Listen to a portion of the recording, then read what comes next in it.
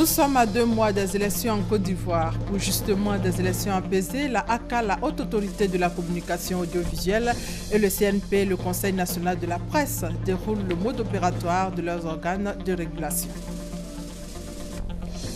Dans ce 13h également, on ira à la découverte des brochettes de soja. C'est une trouvaille de Justine Ama. Pas de viande, ces brochettes sont 100% soja.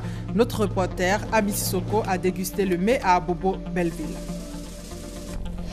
Au Sénégal, la Cour suprême confirme la condamnation de Karim Wade. Bonjour et bienvenue à tous. La période électorale pointe à l'horizon en Côte d'Ivoire. Nous sommes seulement à 2 mois des élections. Les responsables de la ACA et du CNP, les 2 organes de régulation de la presse en Côte d'Ivoire, expliquent leur rôle avant et pendant la campagne électorale. Le point de leur conférence débat avec Michel Digré. Le déroulement de la présidentielle de 2015 dans un climat apaisé dépendra certainement en partie du traitement de l'information que feront les médias d'État et privés. Les organes de régulation de la presse écrite et audiovisuelle en Côte d'Ivoire en sont conscients et s'attellent à gérer au mieux cette période électorale. On sait qu'à cette période, toutes les tensions sont ravivées à leur summum. Et l'instance de régulation est là. Son rôle est de faire en sorte que, ces tensions-là soient amenuisées et que les médias n'abusent pas du pouvoir dont ils disposent, ce pouvoir qui leur est conféré par la liberté de la presse. Pour le directeur général de la Haute Autorité de la Communication Audiovisuelle, les médias d'État seront équitables vis-à-vis de tous les candidats lorsque débutera la campagne électorale. Si un des candidats dispose de 30 minutes de temps de parole, tous les autres candidats disposeront du même temps de parole. Donc un principe d'égalité stricte et ce dans tous les domaines.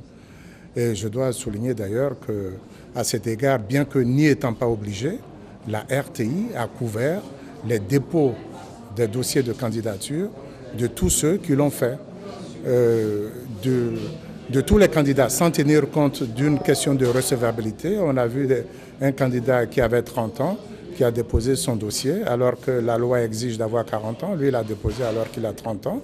Mais ça a été couvert au même titre que le dépôt du dossier de candidature du président Ouattara, par exemple. De quoi rassurer tous les candidats en lice pour l'élection présidentielle d'octobre 2015. Et justement, s'agissant de la présidentielle, Pascal Affi-N'Guessan a déposé sa candidature hier à la CEI, la commission électorale indépendante. Sur place, le président du FPI a appelé les Ivoiriens à se mobiliser pour le 25 octobre. Michel Digré. Investi par le Front populaire ivoirien le 8 août dernier pour défendre les couleurs du FPI à la présidentielle d'octobre, Pascal Affi-N'Guessan en route pour le siège de la CEI.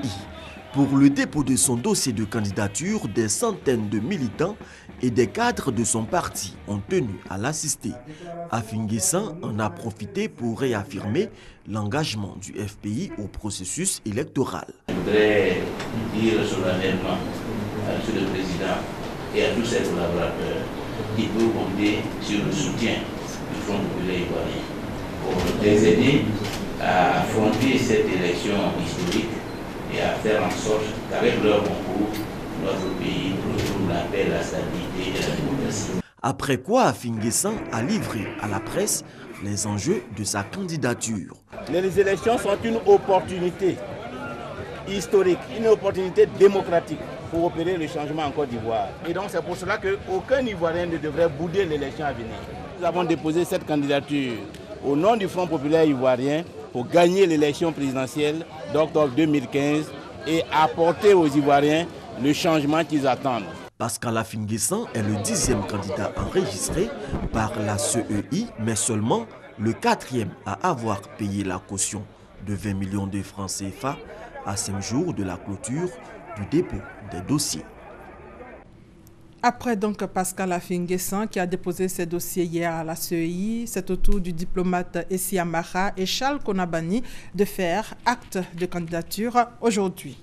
Et justement, pour une élection apaisée, crédible et ouverte à tous, la plateforme de la société civile initie une journée en faveur de la paix et de la non-violence. Au cours d'une rencontre, des candidats à la présidentielle ont été invités à signer une charte de bonne conduite. Maïsako. Vêtus de blanc, le drapeau de la Côte d'Ivoire à la main, les associations, syndicats, chefs traditionnels, représentants des différentes communautés religieuses et autres organisations membres de la plateforme de la société civile de Côte d'Ivoire ont marqué ce jeudi leur attachement à la paix.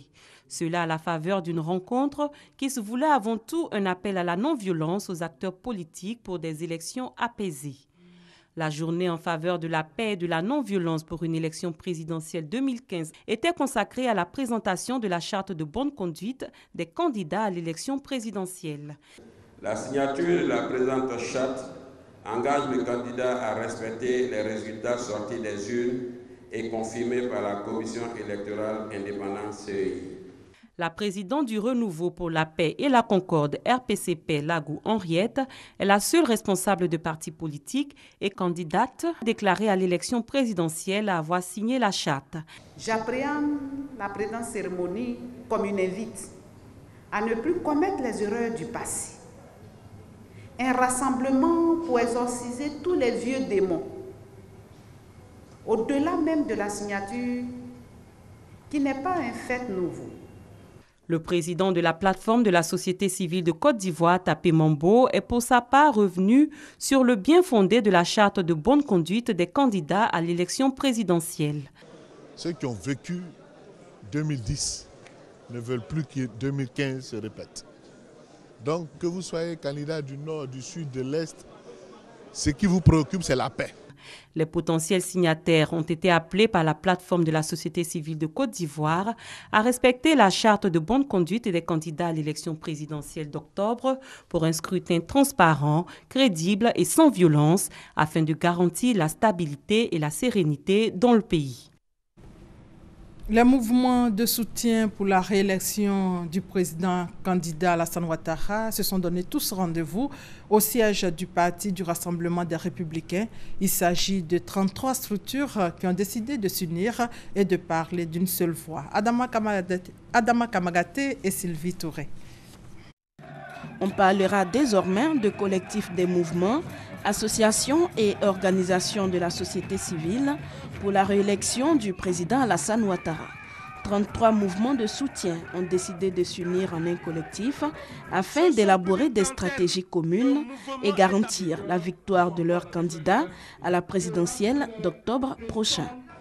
Nous avons envie de regrouper dans une synergie d'action tous ces mouvements et nous allons donc lancer le message qui doit donner le mental et le tout à travers une feuille de route claire.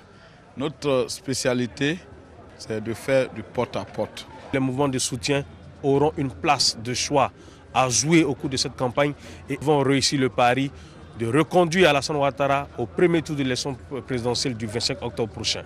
Le nouveau collectif compte ainsi hisser sa toile sur l'ensemble du territoire. Un engagement traduit à travers la remise de 3 motions à la direction nationale de campagne, représentée pour l'occasion par Adama Bictogo. Ce dernier en a profité pour exprimer sa gratitude à cette nouvelle organisation.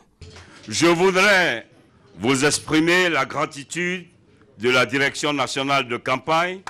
Chers jeunes frères, le président Alassane Ouattara compte sur vous. Ne vous laissez pas distraire.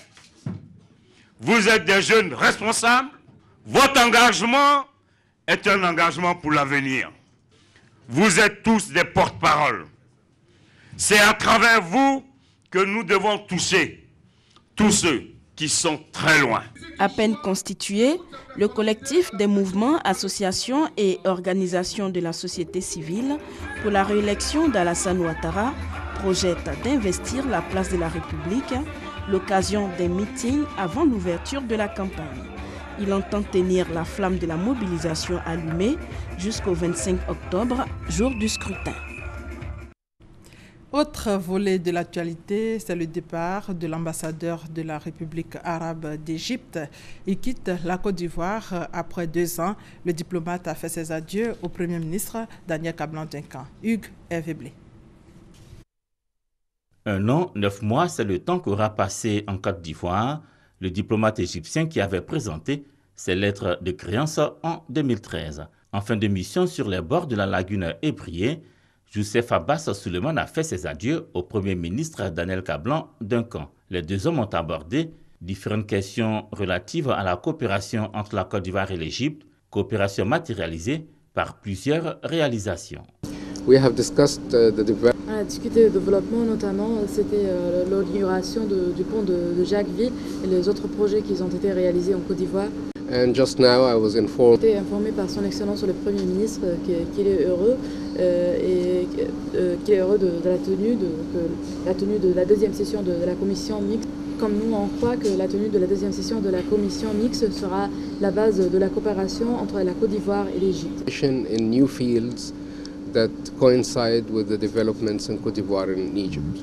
L'ambassadeur d'Égypte s'est réjoui de la bonne santé des relations ivoiro-égyptiennes. Youssef Abbas Souleymane espère que ces relations vont davantage se renforcer. On s'intéresse maintenant à la tribune d'échange dénommée le Club de mobilité. La 3e édition avait pour thème l'éclairage public, quel impact sur la mobilité en Côte d'Ivoire. On fait le point avec Guillaume Zéré et Herman Yamien. 2 heures, c'est le temps des échanges qui auront permis à l'auditoire de se faire une nette idée de l'éclairage public en Côte d'Ivoire. Son coût, son efficacité, comment il est installé, le choix des ampoules, les moyens qui y sont investis et son impact sur la mobilité. Autant de sujets aussi importants qui justifient le choix du thème de ce 3e numéro du Club Mobilité de Actu. Pour mieux bouger, il faut qu'on puisse voir ce qui se trouve devant nous. Et donc c'est pour ça que nous avons demandé à explorer ensemble ce thème-là. En termes d'embellissement déjà, c'est agréable. C'est ce qu'on essaie de faire. On parle de Yamoussoukro, c'est pareil. Donc l'embellissement de la ville, la sécurité, le confort. Ce sont 414 000 foyers lumineux qui éclairent la Côte d'Ivoire de nuit. Pour assurer la sécurité de ces foyers, objets de vandalisme, 350 millions de nos francs sont mobilisés chaque année selon le représentant de la CIE, la compagnie ivoirienne d'électricité. Et malgré les 400 supports endommagés par an, l'ANARE, l'Agence nationale de régulation du secteur de l'électricité et le ministère de l'énergie et du pétrole se félicitent du taux d'efficacité de l'éclairage public en Côte d'Ivoire. On est au-delà de 80% du taux de le rendement. Donc on dit que l'éclairage public se porte très bien. Pour ce qui est du choix des ampoules à vapeur de sodium de couleur jaune plutôt que les blanches, il est bon de savoir selon les conférenciers que les premières citées sont plus durables et éclairent mieux. Et si les quartiers précaires ne sont pas éclairés, c'est seulement qu'ils sont précaires et donc non viabilisés. L'éclairage public est l'ensemble des moyens d'éclairage mis en œuvre à l'intérieur et à l'extérieur des villes. Toujours dans la même veine, 5 nouveaux transformateurs destinés à la ville d'Abidjan, transformateurs réceptionnés par Côte d'Ivoire Énergie, la société d'État en charge d'assurer le suivi de la gestion des mouvements d'énergie électrique, ainsi que la maîtrise des travaux électriques revenant à l'État. Objectif, améliorer la fourniture d'énergie électrique dans plusieurs communes. Adama Kone. Le projet 14 transformateurs entre dans sa phase opérationnelle. 5 transformateurs ont été débarqués au port d'Abidjan cette semaine avant d'être acheminés vers des postes sources.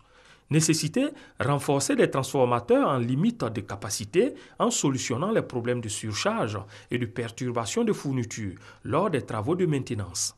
Le projet 14 transformateurs s'élève à 6 137 millions de francs CFA. 14 transfos vont bénéficier à l'ensemble du territoire, en particulier les 5 d'Abidjan, 2 à Abia Sud, ce sera pour les communes de Koumansi, de Makori, de Port-Boué. Les 3 de Yopougon vont bénéficier à la commune de Yopougon et à Tekoubé. En plus du renforcement des capacités des transformateurs, des travaux de construction de nouveaux postes sources sont en cours. Le poste source de Anmambo, où nous allons installer 2 transformateurs qui vont permettre d'alimenter 13 villes et Makuri et Koumassi. Le port source de Djibi qui permettra d'alimenter Angré, Riviera, Benjaville et Abobo. Également, nous transformons le poste d'Azito en port source par l'installation de 3 transformateurs 50 MVA chacun qui viendra encore renforcer l'alimentation de Yopougon. Et le coût global du projet monte à plus de 40 milliards. Avant la fin de cette année, les 14 transformateurs seront livrés. Quant aux 5 déjà réceptionnés et en installation, les premiers vrombissements sont attendus pour le 28 septembre. Dans le domaine de la sécurité, comment gérer et sécuriser les stocks d'armes et de munitions? La question était au centre d'un atelier du programme de gestion de la sécurité physique des stocks d'armes et de munitions. Il s'agit pour la Comnat ALPC et ses partenaires de mettre en place des stratégies pour lutter contre la prolifération et la circulation illicite des armes légères et de petit calibre en Côte d'Ivoire. Adou Elias et Hamza Diaby pour plus de détails. Toutes les entités des forces de défense et de sécurité réunies au sein du groupe de travail du programme de gestion de la sécurité physique et des stocks d'armes et de munitions, PSSM, se sont retrouvées ce lundi à Abidjan. Il s'agissait de donner des orientations aux experts du groupe de travail, notamment la centralisation des bases de données, la définition du rôle de l'armurier et la réalisation des missions d'inspection dans les armureries. Et je pense que comme le groupe PSSM va redémarrer, ça va vous appuyer à financer donc, une mission de destruction de votre équipe, de ceux qui ont été formés pour ça. Avis partagé par Cora Gourebi, responsable du projet GIZ Comnat ALPC, qui estime que cet atelier vise la redynamisation du PSSM. Il est nécessaire d'avoir l'équipement technique, mais c'est l'esprit des gens qui sont en responsabilité des armureries qu'il faut soutenir. Je viens de discuter avec le colonel-major pendant la pause et je pense que le rôle de l'armurier doit être encore mieux mis au centre de tout ce que vous faites. Le PSSM est un programme de l'État de Côte d'Ivoire à travers la Comnat ALPC. Il est financé par la coopération allemande GIZ avec l'appui des partenaires comme l'UNIMAS et le PNUD. Les directeurs généraux de l'Autorité nationale des États membres du Conseil de l'Entente à Yamoussoukro, c'est pour préparer l'organisation de la tranche commune Entente 2016. Reportage Kader Sogodogo. Les directeurs généraux de l'Autorité nationale des États membres du Conseil de l'Entente venus du Niger, du Burkina Faso, du Bénin, du Togo et de la Côte d'Ivoire se sont rencontrés à Yamoussoukro. Cette réunion fait suite au 21e tirage de la tranche commune Entente TCE 2015 effectuée à Niamey au Niger. Il s'agissait pour les participants d'adopter le projet des experts qui stipule une révision de la TCE. Les directeurs généraux, après avoir adopté la révision, ont choisi la Côte d'Ivoire pour abriter en 2016 la TCE révisée qui prévoit la revue du programme des lots, la rédaction du cahier de charges, etc. Il appartiendra à la Côte d'Ivoire d'impulser une nouvelle dynamique à la TCE. En 2011, la ville de Daloa, en Côte d'Ivoire, avait bénéficié grâce à la TCE d'équipements médicaux d'une valeur de 150 millions de francs CFA. En 2016, une autre action de cette envergure sera menée dans une autre ville de notre pays. En santé, le Lions Club de Côte d'Ivoire a offert récemment du matériel au centre hospitalier régional CHR de Korogo. Ce don d'une valeur d'environ 40 millions de francs CFA va permettre d'améliorer les capacités techniques du CHR de la cité du Poro. Konepa Gassoro. Ce don est composé d'équipements biomédicaux, de chirurgie, de médecine, de pédiatrie, de lits d'hospitalisation, de brancards et de matériel bureautique. Coût global de ce matériel médical, près de 40 millions de francs CFA. Il est destiné au centre hospitalier régional de Korogo. Un don du Lions Club Côte d'Ivoire qui entend ainsi contribuer à une meilleure prise en charge médicale des populations de la cité du Poro. Nous savons que les États n'ont pas les moyens de tout faire. Donc notre rôle, nous, Club Service, et particulièrement le Lions Club, c'est d'aider nos gouvernements, d'aider par des actions sociales, d'aider les populations telles que nous le pouvons. En recevant ces dons, le 4e adjoint au maire de Korogo a tenu à remercier le Lions Club, non sans rappeler les autres actions de bienfaisance déjà posées par cette structure au profit des populations. Une fois encore, le Lions Club a fait honneur à la commune de Korogo. Le ministre d'État me charge de vous dire encore merci pour le choix. Il y a environ 1 mois et demi, 2 mois, le Lions Club est venu à Korogo, dans notre cité, les mains chargées, pour soutenir nos personnes, nos enfants albinos, en distribuant des lunettes solaires, des crèmes solaires. Ce don du Lions Club à Korogo ne sera pas le dernier. L'organisme envisage équiper le service d'ophtalmologie du centre hospitalier régional de Korogo. On part maintenant à Bobo-Belleville pour voir les brochettes de soja. C'est une trouvaille de Justine Ama. Elle est transformatrice de produits agricoles. La viande utilisée est 100% soja. Dégustation avec notre reporter Ami Sissoko.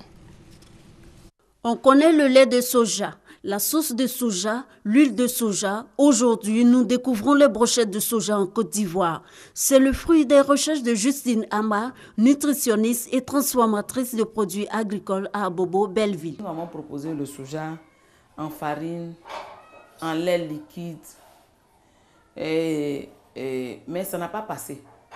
Ça n'a pas passé parce que les Ivoiriens trouvaient que le soja était difficile à manger. On a cherché qu'est-ce qu'il fallait faire. Et de par notre formation, nous savons que pour trouver une réponse, il faut faire une étude du milieu. Donc on s'est renseigné, on a vu que l'Ivoirien aime beaucoup la viande. Et comment faire que le soja soit la viande? Nous avons cherché, nous avons trouvé. Comment obtient-on les brochettes de soja? Les brochettes de Justine sont faites avec du lait de soja blanc. Les grains sont lavés et conservés dans l'eau toute une nuit et broyés le lendemain pour en extraire le lait. Écrasé à la machine, nous obtenons une pâte. Cette pâte-là. Après avoir obtenu la pâte, nous allons essorer, extraire le lait. Ce lait sera ensuite porté à ébullition pendant 1 heure. On ajoute le sucre. Nous allons remuer. Et petit à petit, nous allons obtenir quelque chose avec des grumeaux. Sous nos yeux, nous obtenons la viande de soja. Ce liquide laiteux est égoutté puis pressé pour donner la pâte qui servira à faire les brochettes de soja. Après avoir embroché les morceaux, ils peuvent être assaisonnés à la convenance de chacun et cuits au four ou sur des braises. La viande de soja, elle est prête. On peut la manger maintenant. En tout cas, on la mange avec tout. On fait la sauce avec même. Quand il y a des mariages et tout ça, on prend ça comme des entrées. Non, au départ, les gens pensent que c'est de la viande. Mais quand on leur dit après que c'est des brochettes de soja, en tout cas, ils sont dépassés, ils en commandent aussi. Des brochettes 100% soja, sans aucune autre composition. Une autre saveur culinaire, en plus des protéines, glucides, lipides, vitamines A et B et magnésium que renferme le soja.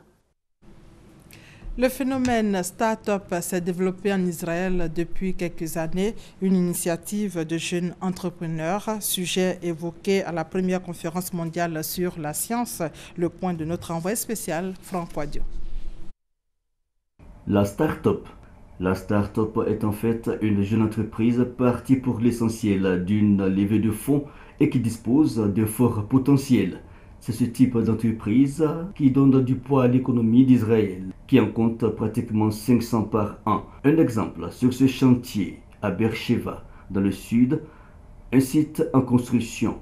Il abritera uniquement des startups axées pour la plupart sur le développement technologique, lequel est d'ailleurs soutenu par l'État qui y consacre 6% de son PIB. Du coup, l'on dénombre plus de sociétés israéliennes cotées au Nasdaq que d'européennes.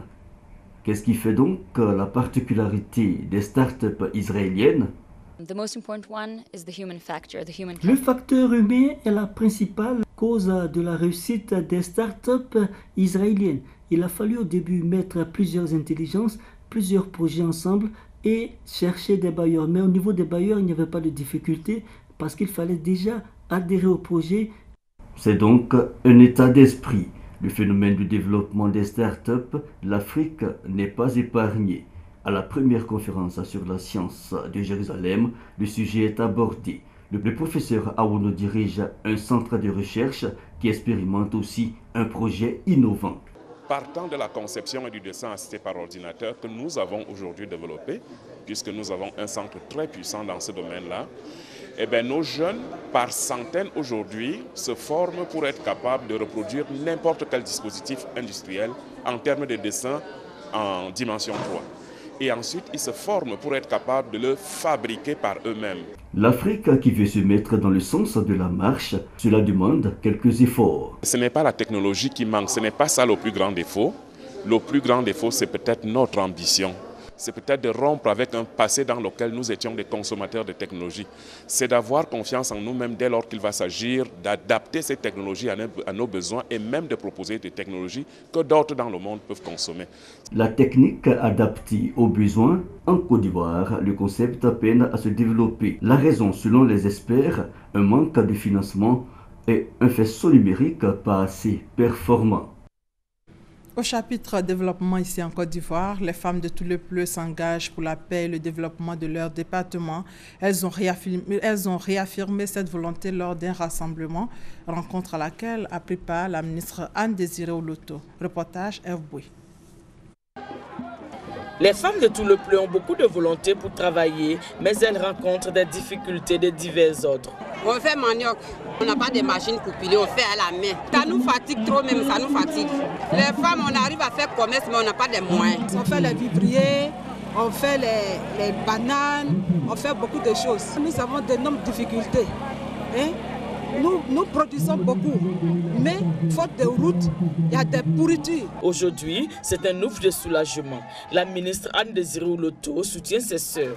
Un tracteur, un motoculteur, des motopompes, un broyeur et divers autres objets. Nous attendons ce moment depuis très longtemps. Nous voyons Madame la ministre passer dans toutes les villes de Côte d'Ivoire. On se demandait à quand notre tour. Et aujourd'hui, c'est chose faite. Anne-Désirée Oloto invite donc ses sœurs à se mettre effectivement au travail afin que tout le Pleu soit le grenier du vivrier en Côte d'Ivoire. Maintenant qu'elles sont toutes constituées en société coopérative, maintenant que la paix est effective ici à tout le Pleu, nos sœurs ont entendu le message du président de la République et de son épouse. Le développement par les femmes et avec les femmes. L'autonomisation des femmes de tout le Pleu, bientôt une réalité. Une convention sera signée avec l'ANADER à hauteur de 5 millions pour l'octroi des semences de qualité. Une autonomisation qui passe aussi par la formation. Des bâtiments administratifs seront réhabilités pour abriter la maison des femmes et l'IFEF de tout le Pleu. La mutuelle de développement de Tienkwakro, située à 20 km d'Aïmblé-Kro, a organisé des journées culturelles, journées en présence du ministre de l'Entrepreneuriat national, de la promotion des PME et de l'artisanat. Anzoumana Moutaye a pris l'engagement d'apporter son soutien aux populations de cette localité. Grâce Kando. Tienkwakro est un village situé à une vingtaine de kilomètres d'Aïmblé-Kro. La mutuelle du dit village vient d'organiser les journées culturelles de la Noisette en présence du ministre de l'Entrepreneuriat national, de la promotion des petites et moyennes entreprises PME et de l'artisanat Anzoumana Moutaye. Ces journées culturelles ont été l'occasion pour les populations d'égrener des doléances, notamment la construction d'un collège à Tienkwakro, le bitumage de l'axe Agniblékro-Takikro. À ces préoccupations, le ministre Anzoumana Moutaye compte apporter des réponses. Il a également rappelé que lors du récent conseil des ministres à Bondoukou, le gouvernement a pris l'engagement d'électrifier 150 localités. Aussi, les meilleurs élèves n'ont pas été oubliés.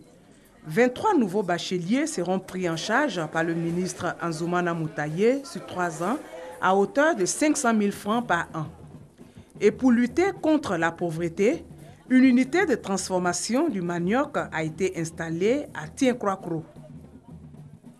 De nos frontières, en Centrafrique, 3 casques bleus congolais de la MINUSCA seraient impliqués dans 3 nouveaux cas de viol. Informé, le ministre congolais de la Justice a promis jeudi d'engager des poursuites à leur encontre, mais l'armée congolaise refuse de croire à la culpabilité de ces éléments présents sur le territoire centrafricain.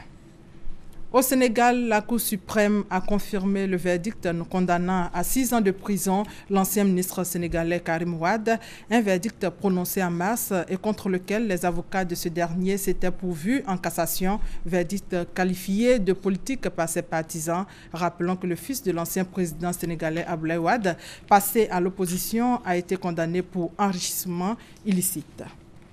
Et c'est la fin de ce 13 supervisé par Adama Koné. Merci de votre fidélité.